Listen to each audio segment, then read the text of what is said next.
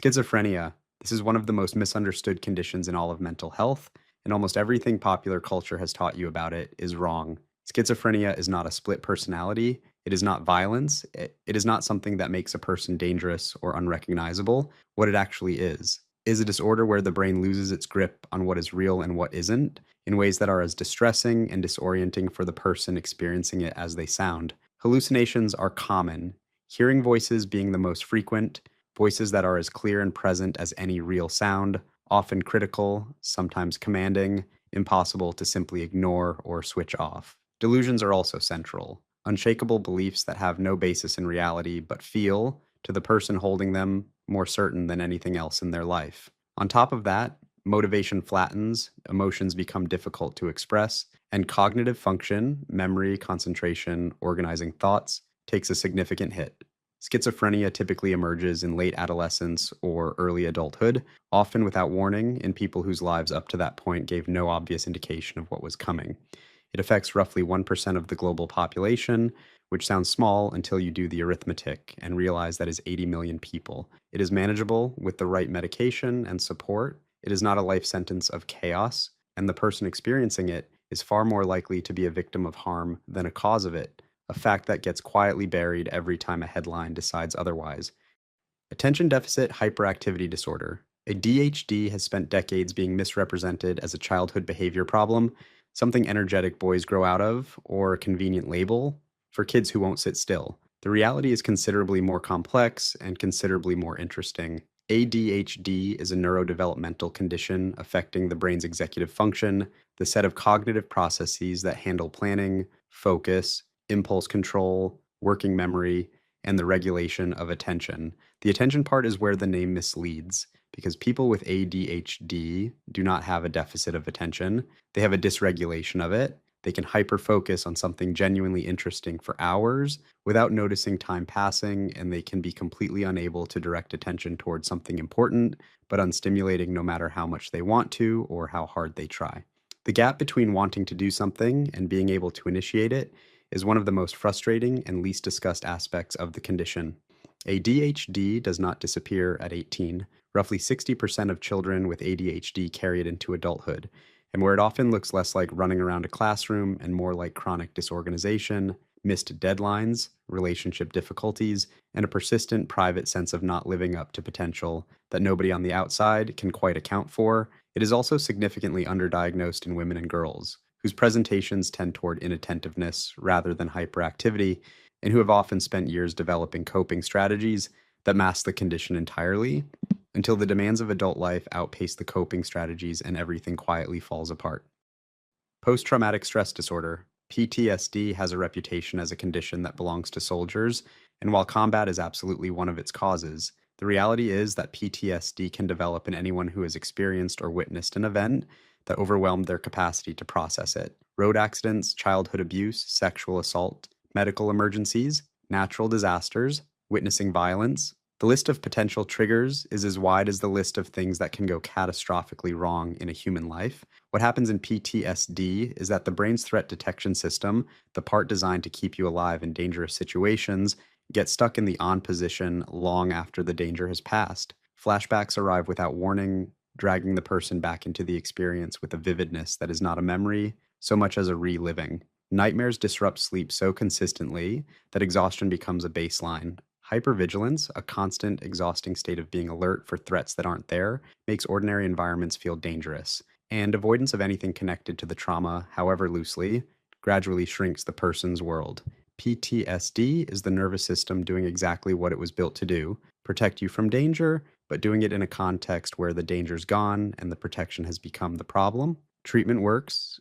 Trauma focused therapies have strong evidence behind them. But first, the person has to be in an environment safe enough and supported enough to access them, which is, for many, the hardest part of the whole journey. Bipolar disorder. The name suggests two states, and that is accurate as far as it goes, but it does not come close to capturing what living inside those states actually feels like. Bipolar disorder involves episodes of mania or hypomania on one end, and episodes of depression on the other, and the distance between those two poles is not a gentle slope. It is a cliff in both directions. During a manic episode, the brain shifts into a gear it was not designed to sustain, sleep feels unnecessary, Energy is limitless. Ideas arrive faster than they can be processed. Confidence becomes absolute. Decisions that would normally take weeks get made in minutes, and they feel not just reasonable, but obviously correct. Spending, risk taking, grandiosity, a reduced need for sleep that somehow doesn't produce tiredness, all of it feels from the inside like finally operating at full capacity. It is only later, when the episode ends and the consequences arrive, that the picture clarifies. The depressive episodes that follow can be profound. Not garden variety sadness, but a heaviness so complete it makes basic functioning feel like lifting something far too heavy. Bipolar disorder is not moodiness. It is not being up one day and down the next in the way everyone experiences. It is a neurological condition with distinct episodes that can last days, weeks, or months, and that without treatment tend to become more frequent and more severe over time.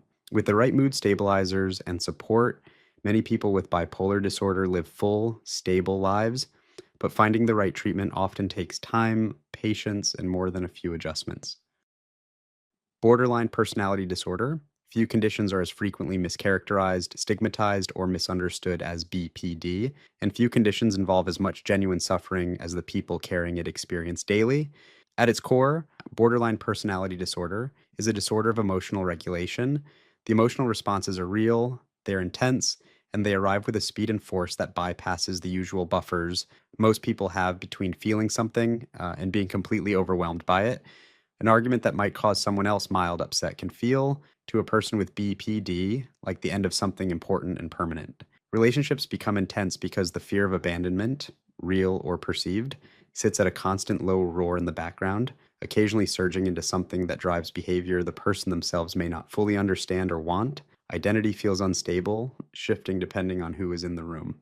Impulsive behavior, self harm, and in some cases, suicidal crises are all associated with BPD, not because the person is manipulative or attention seeking, accusations that get leveled with depressing regularity, but because the emotional pain is real and the tools to manage it were often never developed, frequently because of early trauma that the condition is in many cases directly rooted in. BPD is one of the conditions most responsive to specialized therapy, particularly dialectical behavior therapy, which was specifically designed for it. Recovery is not only possible, it is well documented. The condition just needs to be understood before it can be treated, and right now, understanding is still catching up.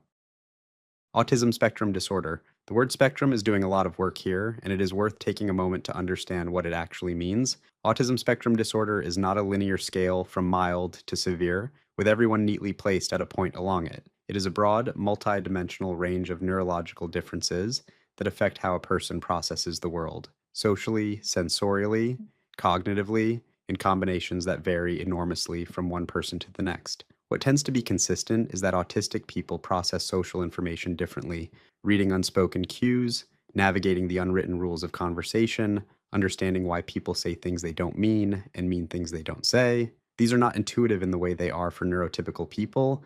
Sensory experience is often amplified. Sounds, textures, lights, and smells that register as background noise for most people can be genuinely overwhelming. Routines and predictability are not quirks or rigidity for the sake of it. They are a way of managing a world that delivers a great deal of unpredictability and sensory input that is hard to filter. Autism is not a disease. It is not caused by vaccines. That particular myth was built on a fraudulent study that has been thoroughly and repeatedly dismantled, and it does not need to be cured. What autistic people need, in most cases, is a world that is designed with a slightly wider definition of normal and support that is tailored to how they actually experience things rather than a push to perform neurotypicality they were never built for.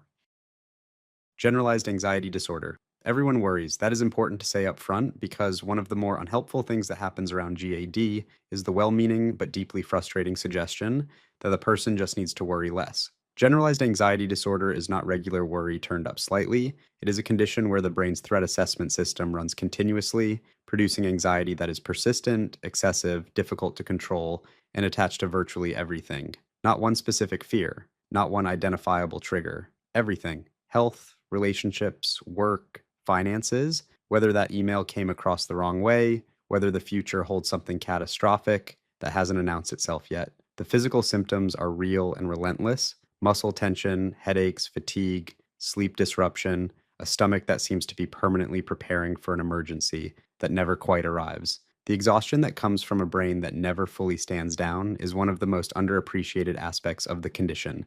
People with GAD often appear functional from the outside, high achieving, conscientious, reliable, because the anxiety that is making their internal life genuinely difficult is also driving them to over prepare, over check, and overcompensate in ways that read as competence. The cost of that performance is paid privately, usually at night, usually alone, usually while worrying about something tomorrow that probably won't happen, and knowing it probably won't happen and worrying anyway.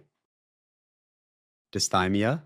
This one does not get nearly enough attention, partly because it does not look dramatic enough to warrant it, and that is precisely what makes it so insidious. Dysthymia, now formally called persistent depressive disorder, is a form of depression that is lower in intensity than a major depressive episode, but longer, significantly, exhaustingly longer. To meet the diagnostic criteria, the low mood has to have been present for at least 2 years, 2 years of feeling flat, 2 years of reduced energy, reduced enjoyment, reduced motivation, a general gray quality to life that is hard to explain to people who haven't felt it because it doesn't look like crisis from the outside. The person is functioning, they are showing up, or they are getting through the day. They're just doing all of it through a filter that drains the color out slightly, permanently, in a way they may have lived with for so long. They have started to assume it is simply their personality. This is one of the defining features of dysthymia, the length of time it goes unrecognized, both by the person experiencing it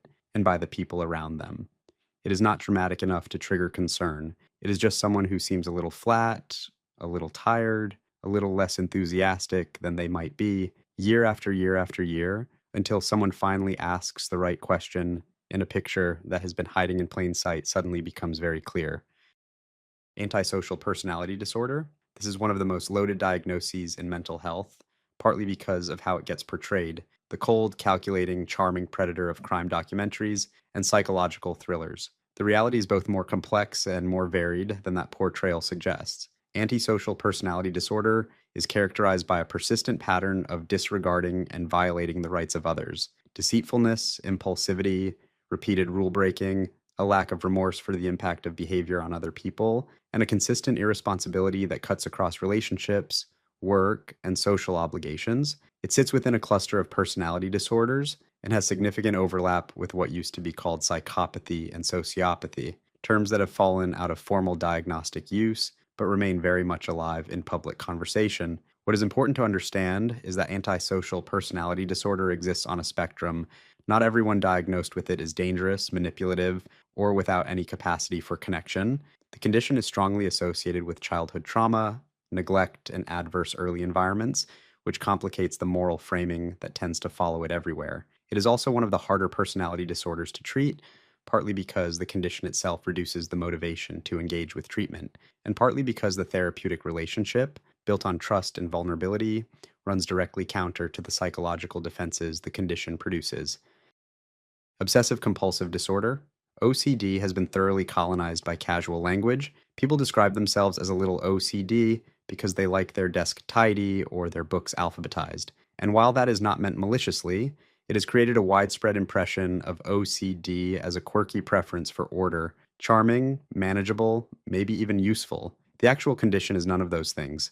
OCD involves obsessions, intrusive, unwanted, distressing thoughts that arrive without invitation and refuse to leave, and compulsions, repetitive behaviors, or mental acts performed in response to those obsessions in an attempt to reduce the anxiety they produce. The critical word is intrusive. The obsessions in OCD are not things the person wants to think about.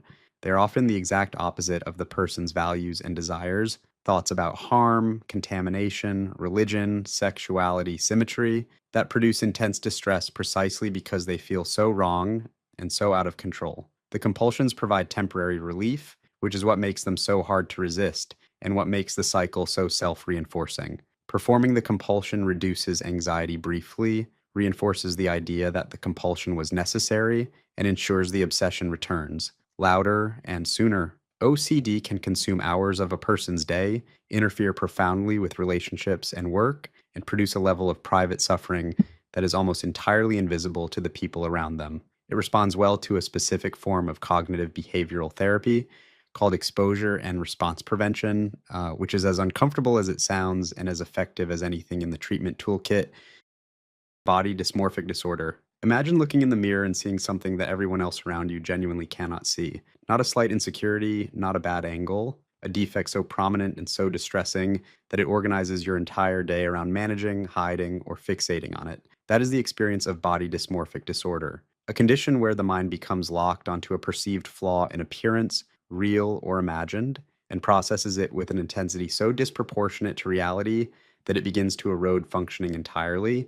The most common focus areas are skin, nose, hair, and symmetry of the face, but BDD can attach to virtually any part of the body. The behaviors it produces, mirror checking, reassurance seeking, camouflaging, skin picking, repeated cosmetic consultations, are compulsive in the same way OCD compulsions are, and BDD is closely related to OCD neurologically and in terms of treatment. People with BDD are frequently dismissed as vain or told they look fine in a way that is meant to help but achieves nothing because the issue is not really about appearance. It is about the way the brain is processing appearance, and no amount of external reassurance interrupts that processing for long.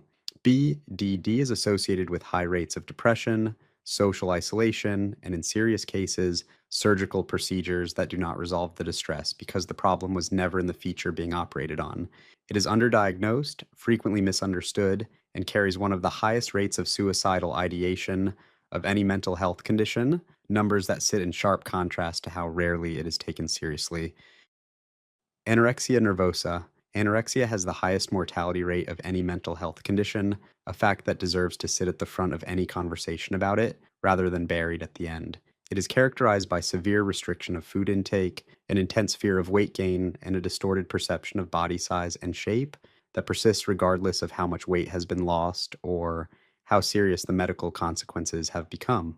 From the outside, it can appear to be about food. From the inside, it is almost never really about food. It is about control, identity, worthiness, and a set of beliefs about the body and the self that are deeply entrenched and highly resistant to logic because the part of the brain that would normally process that logic is being starved of the fuel it needs to function. The physical consequences of anorexia are wide reaching and serious: heart arrhythmias, bone density loss, hormonal disruption, organ failure in severe cases. The psychological grip of the condition makes treatment enormously difficult, partly because anorexia is unusual among mental health conditions in that it is egosyntonic, meaning it feels to the person experiencing it like something to protect rather than something to recover from.